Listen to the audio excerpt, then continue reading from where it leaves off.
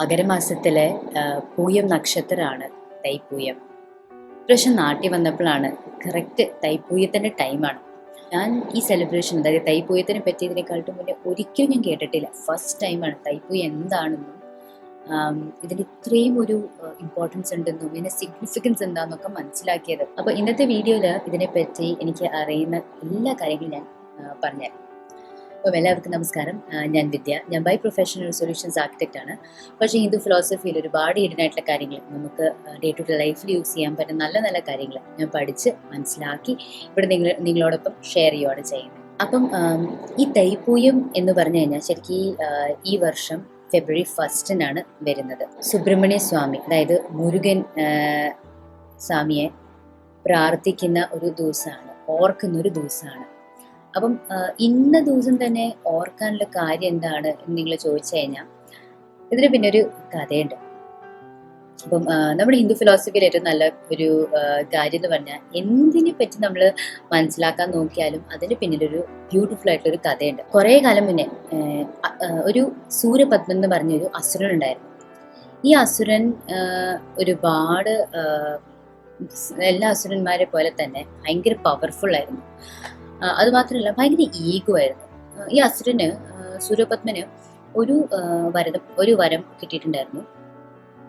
ഈ അസുരനെ കൊല്ലുന്നത് ശിവന്റെ പുത്രനായിരിക്കുമെന്ന്. അപ്പം ശിവൻ ശരിക്ക് സതീദേവി ചിതയില് ചാടി മരിച്ച സമയത്തെ ഒരു കാര്യമാണിത്. അപ്പം ആ സമയത്ത് ശിവന്റെ ഭാര്യ മരിച്ചു. അപ്പം ശിവൻ ഇനി ഒരു പുത്രൻ ഉണ്ടാവില്ല എന്നുള്ളൊരു അഹങ്കാരത്തിൽ ആണ് അസുരൻ, ഈ സൂര്യപത്മൻ ഇതൊക്കെ ചെയ്യുന്നത്. അപ്പം എല്ലാ ദേവന്മാരും ശിവന്റെ അടുത്തേക്ക് പോയി ഹെൽപ്പിന് വേണ്ടിയിട്ട്. അപ്പം ശിവനാണെങ്കിലോ ഈ സതിദേവി മരിച്ച ഒരു ദുഃഖത്തിലാണ്. അപ്പം ഭയങ്കര മെഡിറ്റേഷൻ ചെയ്യുന്ന ഒരു സ്റ്റേറ്റിലായിരുന്നു. പെട്ടെന്ന് ശിവന്റെ മൂന്നാം കണ്ണ്, തേർഡ് ഐ തുറന്നു എന്നാണ് പറയുന്നത്. ആ കണ്ണ് തുറന്നപ്പോൾ തന്നെ ആ തൃക്കണ്ണ് അതിന്ന് ഒരു 6 തീപ്പൊരികൾ പോയി എന്നാണ് പറയുന്നത്. അപ്പം ഈ നമ്മുടെ ഭൂമിക്ക് ആ തീപ്പൊരികൾ താങ്ങാനുള്ള ശക്തി ഉണ്ടായിരുന്നില്ല.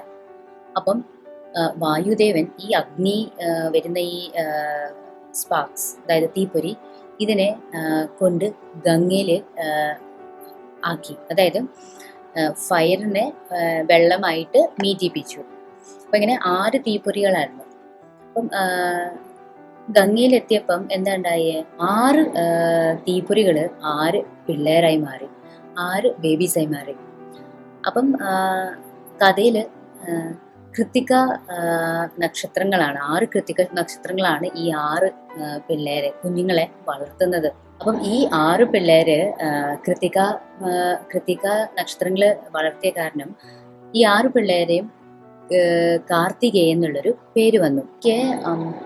ഒരു ദേവി പാർവതി, ഇപ്പം ശിവന്റെ കല്യാണമൊക്കെ കഴിഞ്ഞ് പാർവതി ദേവി ഇത് അറിയുന്ന സമയത്ത് ഈ പിള്ളേരെ കാണാൻ വന്നിട്ട് ഈ പിള്ളേരെ കെട്ടിപ്പിടിക്കും. ഈ 6 പിള്ളേരെ ഒരുമിച്ച് കെട്ടിപ്പിടിക്കും. അപ്പം എന്തുണ്ടാവുന്ന, ഈ 6 പിള്ളേരും ഒരു കുഞ്ഞായി മാറും. എല്ലാവരും ഒരുമിച്ച് വരും. ആ 6 പിള്ളേര് ഒരു കുഞ്ഞായി വന്നപ്പോഴാണ് കാർത്തികേയന് ഷൺമുഖൻ എന്നുള്ളൊരു പേര് വന്നത്. അതായത് ദ വൺ വിത്ത് 6 ഫേസസ്. ഒരേ ഫേസ്, അതായത് ഒരേ മുഖത്തിന്റെ ഒരേ അർത്ഥമുണ്ട്. അപ്പം നമ്മൾ അറിയില്ല, ഇപ്പം അയ്യപ്പനെയൊക്കെ നമ്മൾ സ്വാമി അയ്യപ്പ 1-2 പേരേ ഉള്ളൂ. പക്ഷെ മുരുകൻ സ്വാമിക്ക്, അല്ലെങ്കിൽ സുബ്രഹ്മണ്യ സ്വാമിക്ക് ഒരുപാട് പേരുണ്ട്.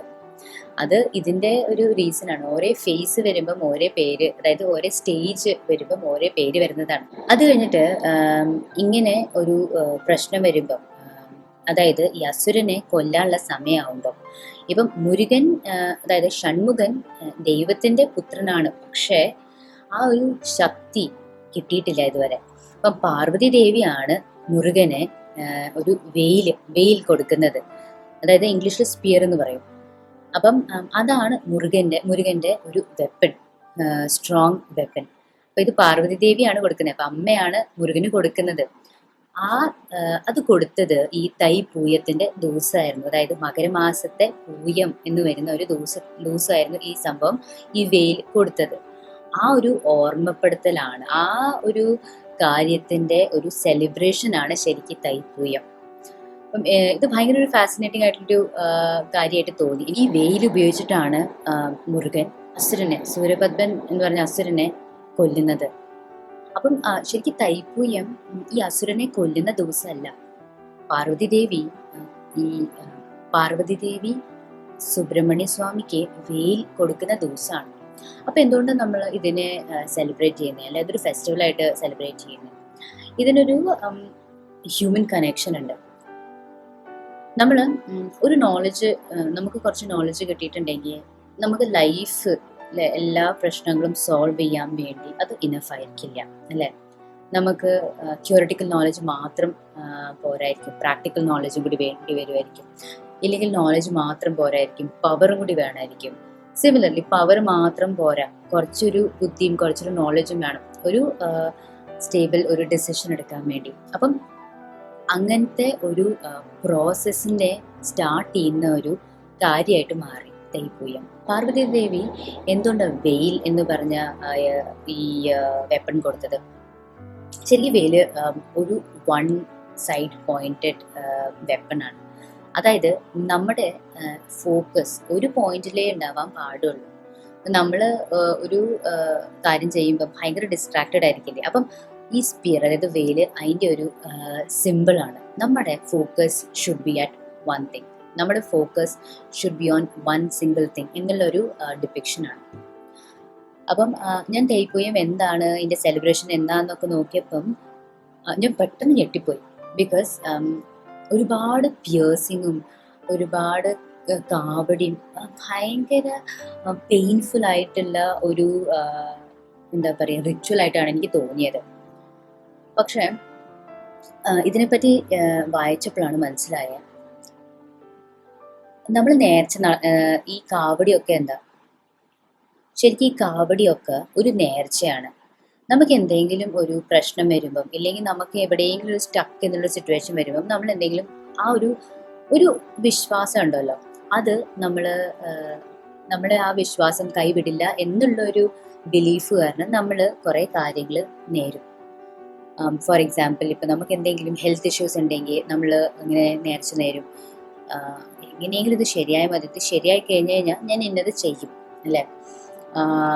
ഇല്ലെങ്കിൽ ഞാനിത് ഈ ഒരു എക്സാം പാസ്സായി കഴിഞ്ഞ് കഴിഞ്ഞാൽ ഞാൻ എന്തായാലും അമ്പലത്തിൽ പോവും, ഇല്ലെങ്കിൽ കുറച്ച് ഡൊണേഷൻ ചെയ്യും. അങ്ങനെയൊക്കെ നമ്മൾ നേർച്ച നേരും, അല്ലേ?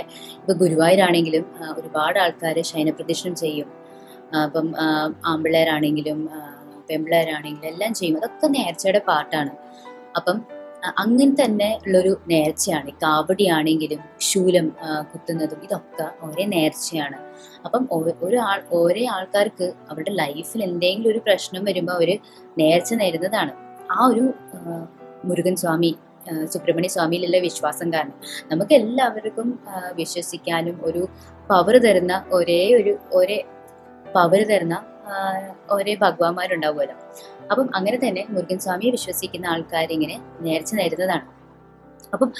അപ്പം ഞാൻ അങ്ങനെ വിചാരിച്ചപ്പോൾ ശയനപ്രദക്ഷിണമൊക്കെ പറയുന്ന പോലെ അല്ലല്ലോ ശരിക്കും നമ്മളിങ്ങനെ ശൂലം കുത്തുന്നതും ബോഡിയിലൊക്കെ ഇങ്ങനെ കുത്തി വെക്കുകയോ ചെയ്യുന്നത്. ഇപ്പം ഞാൻ കഴിഞ്ഞിടയ്ക്ക് കണ്ടത്, കഴിഞ്ഞ വർഷത്തെ ഒരു കുഞ്ഞിൻ്റെ ബോഡിയിലൊക്കെ ഇങ്ങനെ കുത്തി വെച്ചേക്കുക.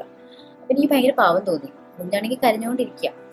പക്ഷേ ഒരു കോൺസെപ്റ്റ് ഉണ്ട്, ഈ മാരത്തോൺ ഓടുന്ന ആൾക്കാർ, ഭയങ്കര റണ്ണേഴ്സായ ആൾക്കാർ, റണ്ണേഴ്സ് ഹൈ എന്ന് പറഞ്ഞൊരു കോൺസെപ്റ്റ് ഉണ്ട്. അതായത് മാരത്തോൺ ഓടുന്ന ആൾക്കാർക്ക് അറിയാം അത്രയും ഓടാനുണ്ട് എന്ന്. പക്ഷേ ആ ഒരു സ്പീഡിൽ ഓടിക്കഴിഞ്ഞ് കഴിഞ്ഞാൽ ഒരു ഹൈ, അതായത് ആ ഒരു മെഡിറ്റേറ്റീവ് പൊസിഷനിലെത്തും. ഈ റണ്ണേഴ്സ് ഹൈ എന്ന് പറഞ്ഞു കഴിഞ്ഞാൽ ഭയങ്കര ഒരു സ്റ്റേറ്റ് ഓഫ് മൈൻഡാണ്. ഈ മാരത്തോൺ ഓടുന്ന ആൾക്കാർക്ക് ഒരുപാട് നേരം ഓടിക്കഴിഞ്ഞാൽ, അല്ലെങ്കിൽ ഒരുപാട് നേരം എക്സസൈസ് ചെയ്ത് കഴിഞ്ഞാൽ ഒരു സ്റ്റേറ്റിലെത്തും. അവർ ഭയങ്കര ഹാപ്പി ആയിരിക്കും. പക്ഷേ ആ സമയത്ത് അവരുടെ ബോഡിയിലെ പെയിനും അവരുടെ ബോഡിയിലെ എക്സോഷനൊന്നും ഫീൽ ആവില്ല. ഇപ്പം പ്ലെയേഴ്സ്, ഇപ്പം സ്പോർട്സ് കളിക്കുന്ന ആൾക്കാരാണെങ്കിലും ഒരുപാട് കളിച്ച് എന്തായാലും ഇപ്പം നമ്മൾ പറയില്ലേ ഭയങ്കര ഭ്രാന്തായി എന്ന്. സോ ആ ഭ്രാന്തിനെയാണ് ആ ഒരു ഹൈ എന്നുള്ളൊരു സ്റ്റേറ്റ് പറയുന്നത്. അപ്പം ചില ആൾക്കാർക്ക് ജയിച്ച് ആ ഒരു ഫീല് ഭയങ്കര ഇമ്പോർട്ടൻ്റ് ആണ്. ഇപ്പം നമ്മളിപ്പം ആ ഒരു സ്റ്റേജിൽ എത്തിക്കഴിഞ്ഞാൽ വേദനയോ പെയിനോ ഒന്നും അറിയില്ല. ബിക്കോസ് നമ്മൾ ആ ഒരു ഫീലിംഗ്, ആ വിജയത്തിൻ്റെ ഇല്ലെങ്കിൽ ആ ഒരു എക്സോഷൻ്റെ ആ ഒരു ഫീൽ എക്സ്പീരിയൻസ് ചെയ്തുകൊണ്ടിരിക്കുകയാണ്. അങ്ങനെ തന്നെയാണ് ഈ നേർച്ച നേരുന്ന സമയത്ത് ആൾക്കാർ ഇങ്ങനെ ശൂലം കുത്തിവെക്കില്ലേ. അപ്പം ഒരു സമയത്ത് നമ്മുടെ ബോഡിയിൽ എൻഡോർഫിൻസ് എന്ന് പറഞ്ഞ ഹോർമോൺ കൂടും. അപ്പം പെട്ടെന്ന് നമ്മൾ ആ ഒരു മെഡിറ്റേറ്റീവ്, നമ്മളല്ല, ഈ നേർച്ച ചെയ്യുന്ന ആൾക്കാർ ഭയങ്കര മെഡിറ്റേറ്റീവ് സ്റ്റേജിൽ പോകുന്നതാണ് പറയുന്നത്. അതായത് ആ പെയിൻ ആ വേദന അവർ അനുഭവിക്കില്ല. ബിക്കോസ് ആ ഭക്തിയിൽ അത്രയും ഒഴുങ്ങിയിരിക്കുകയാണ് അവർ ചെയ്യുന്നത്. ആ ഒരു റണ്ണേഴ്സ് ഹൈ എന്നുള്ളൊരു സ്റ്റേറ്റിൽ എത്തിക്കഴിഞ്ഞു. പിന്നെ എല്ലാവരും കൂടുതൽ ആൾക്കാർ മുരുക മുരുക എന്നൊക്കെ പറയുമ്പം പിന്നെയും അവർക്ക് അവരുടെ ആ ഒരു വിഷമവും അതൊക്കെ പോയി കഴിഞ്ഞു അല്ലേ. ബിക്കോസ് നേർച്ച നേരുന്നത് തന്നെ എന്തുകൊണ്ടാണ്, നമുക്ക് അത്രയും ഒരു വിഷമോ ഇല്ലെങ്കിൽ അത്രയും ഒരു ഡിഫിക്കൽട്ട് സിറ്റുവേഷൻ ക്രോസ് ചെയ്യാൻ വേണ്ടിയാണ്. അപ്പം അത് ക്രോസ് ചെയ്ത് കഴിഞ്ഞു. അപ്പം ആ നേർച്ചയിൽ നമുക്ക് സന്തോഷമായിരിക്കും അല്ലേ. സൈക്കോളജിയിൽ ഇതിനൊരു ടേം ഉണ്ട്, ഹോർമാറ്റിക് സ്ട്രെസ്. ഇപ്പം നമ്മൾ മോഡേൺ ലൈഫിൽ ചെയ്യുന്ന ഏറെക്കുറെ കാര്യങ്ങൾ അങ്ങനത്തെ ഒരു ഹൈ എത്തുന്ന ഒരു കാര്യമാണ്. ഫോർ എക്സാമ്പിൾ, കുറേ സ്ഥലത്ത് കാണാം ഈ ഐസ് ബാത്ത്. അതായത് രാവിലെ എണീറ്റ ഉടനെ ഐസിലേക്ക് അങ്ങോട്ട് കിടക്കുക, അല്ലെങ്കിൽ ഐസ് വെള്ളം തലയിൽ കൂടെ ഒഴിക്കുക. അത് സുഖമുള്ള പരിപാടിയല്ല നമുക്കറിയാം. പക്ഷെ എന്നാലും നമുക്ക് അത് ചെയ്തു ഇല്ലെങ്കിൽ ആ ഒരു സംഭവം ചെയ്തു കഴിഞ്ഞാൽ നമ്മളൊരു ലെവലിൽ ഒരു ഹൈ എത്തും എന്നുള്ളൊരു ഫീലിംഗ് ആണ് നമ്മളെ കൊണ്ട് ചെയ്യിപ്പിക്കുന്നത്. പിന്നെ ഫാസ്റ്റിംഗ്, ഇപ്പം ഒരേ ഏകാദശിയും അങ്ങനത്തെ കാര്യങ്ങളൊക്കെ വരുമ്പം ആൾക്കാർ ഫുൾ ഡേ ഫാസ്റ്റ് ചെയ്യുകയാണ്. ഇപ്പം നോർത്ത് ഇന്ത്യയിലാണെങ്കിൽ കർവാ ചൗത്ത് എന്ന് പറഞ്ഞൊരു സെലിബ്രേഷൻ ഉണ്ട്. അന്ന് ലേഡീസ് ഫുൾ ഡേ വെള്ളം പോലും കുടിക്കാണ്ടാണ് ഫാസ്റ്റ് ചെയ്യുന്നത്. അപ്പം നമുക്കൊരു വിഷൻ ഉണ്ട്, അല്ലെങ്കിൽ നമുക്കൊരു ഫോക്കസ് പോയിന്റ് ഉണ്ടെങ്കിൽ നമുക്ക് വിശപ്പും ദാഹവും വേദനയും അങ്ങനത്തെ കാര്യങ്ങളൊന്നും നമ്മൾ അറിയില്ല എന്നാണ് പറയുന്നത്. മാത്രമല്ല ഈ എൻഡ്യൂറൻസ് ട്രെയിനിങ് എന്ന് പറയില്ലേ, ജിമ്മിലൊക്കെ ഭയങ്കര ഫാസ്റ്റ് പേസ്ഡ് ട്രെയിനിങ്. അപ്പം നമ്മളത് ചെയ്ത് തുടങ്ങിക്കഴിഞ്ഞ് കഴിഞ്ഞാൽ നിൽക്കില്ല. ബോഡി ഫിസിക്കലി ടയേർഡാണ്, പക്ഷെ മെൻ്റലി നമ്മൾ ആ ഒരു ഹൈ സ്റ്റേറ്റ് എത്തിക്കഴിഞ്ഞു. ഇത്രയും കാലങ്ങളായിട്ട് തൈപ്പൂയം എന്ന് പറഞ്ഞ ഫെസ്റ്റിവലൊക്കെ നമ്മൾ സെലിബ്രേറ്റ് ചെയ്യുക. അപ്പം ഇന്നത്തെ കാലത്തും ഇതിനെന്താ റെലവൻസ് അല്ലേ? ശരിക്കും പറഞ്ഞാൽ ഒരുപാട് റെലവൻസ് ഉണ്ട്. പക്ഷേ നമ്മൾ ചെയ്യുന്ന ആ ഒരു നേർച്ച അല്ലെങ്കിൽ ചെയ്യുന്ന ആ ഒരു കാര്യം വ്യത്യാസം വരുന്നതേ ഉള്ളൂ. അപ്പം തൈപ്പൂയം എന്ന് പറയുമ്പം നമുക്ക് ഒരു ഡിസിപ്ലിനാണ് പഠിപ്പിക്കുന്നത്, അല്ലെങ്കിൽ ഒരു സെൽഫ് കൺട്രോളാണ് പഠിപ്പിക്കുന്നത്, ഒരു ക്ലാരിറ്റിയാണ് തരുന്നത്. ഇപ്പം നമ്മൾ ശൂലം കുത്തിയിട്ടല്ലെങ്കിലും നമ്മൾ ചെയ്യുന്ന കാര്യം അത്രയും എന്താ പറയുക, ഭയങ്കര ഫിയേഴ്സ് ആയിരിക്കും. അപ്പം നമ്മുടെ മനസ്സിൽ ഉള്ള ഫിയർ മാറ്റാൻ ഹെൽപ്പ് ചെയ്യുകയാണ് ചെയ്യുന്നത്. അപ്പം physical pain is not powerful enough എന്നാണ് നമ്മളെ മനസ്സിലാപ്പിക്കുന്നത്. അതുമാത്രമല്ല, ശരിക്കൊരു growth does not come from a comfort zone അല്ലേ, it comes from a conscious challenge. അപ്പം നമ്മൾ തന്നെ നമ്മുടെ ബോഡിയെ ചാലഞ്ച് ചെയ്യുക, അല്ലെങ്കിൽ നമ്മുടെ മൈൻഡിനെ ചാലഞ്ച് ചെയ്യുക. അപ്പോഴാണ് നമ്മൾ ശരിക്കും ഗ്രോ ആവുന്നത്. അപ്പം ശരിക്കും തൈപ്പൂയം ആരും ഭഗവാന് വേണ്ടി സഫർ ചെയ്യണം, ഇല്ലെങ്കിൽ ഇല്ലെങ്കിൽ സുബ്രഹ്മണ്യ സ്വാമിക്ക് വേണ്ടി നേർച്ചയാണ്, സുബ്രഹ്മണ്യ സ്വാമിക്ക് വേണ്ടി ശൂലം കുത്തണം എന്നൊന്നും പറയുന്നില്ല. ഇത് ഓരോ ആൾക്കാരുടെ സ്വന്തം ഇഷ്ടമാണ്. അതുമാത്രമല്ല, ഇങ്ങനത്തെ ഒരു നേർച്ച നമ്മളെ ഫിയർ അല്ലെങ്കിൽ നമ്മുടെ ഉള്ളിലെ വീക്ക്നെസ്സിനെ ഓവർകം ചെയ്യാൻ ഹെൽപ്പ് ചെയ്യുകയാണ് ചെയ്യുന്നത്. ഇപ്പം നമ്മളിങ്ങനെ നേർച്ച നേർന്നു, നമ്മുടെ ലൈഫിൽ എന്ത് ഹെൽത്ത് ഇഷ്യൂസ് ആണെങ്കിലും അത് ശരിയാവും എന്നുള്ളൊരു വിശ്വാസം ഉണ്ടാവും അല്ലേ. അപ്പം നമുക്കെപ്പോഴും എന്തെങ്കിലും ഒരു ആങ്കർ വേണം. നമുക്ക് ലൈഫിൽ മൂവ് ഓൺ ചെയ്യാൻ വേണ്ടി എന്തെങ്കിലും ഒരു ആങ്കർ വേണം, something to look forward to. അങ്ങനത്തെ ഒരു ആങ്കറാണ് ഇങ്ങനത്തെ ഒരു ഫെസ്റ്റിവൽ. അപ്പം ഭയങ്കര ഡിഫറെൻ്റ് ആയിട്ടുള്ളൊരു കോൺസെപ്റ്റായിട്ട് തോന്നി. ഇപ്രാവശ്യം നാട്ടിലായ കാരണം എവിടെയെങ്കിലും തൈപ്പൂയം കാണാൻ പറ്റുമോ എന്ന് നോക്കണം. ഇതുവരെ ഞാൻ കണ്ടിട്ടില്ല, ഇതിനെപ്പറ്റി ഞാൻ കേട്ടിട്ടേ ഉള്ളൂ. ഇനി ഇതിനെപ്പറ്റി എന്തെങ്കിലും എനിക്ക് അറിയാൻ പറ്റുവാണെങ്കിൽ ഞാൻ ഷെയർ ചെയ്യാം. അപ്പോൾ ഇന്നത്തെ വീഡിയോ എല്ലാവർക്കും ഇഷ്ടപ്പെട്ടു എന്ന് വിശ്വസിക്കുന്നു. നിങ്ങൾ ആദ്യമായിട്ടാണ് ചാനൽ വരുന്നെങ്കിൽ സബ്സ്ക്രൈബ് ചെയ്യാൻ മറക്കരുത്. Bye bye.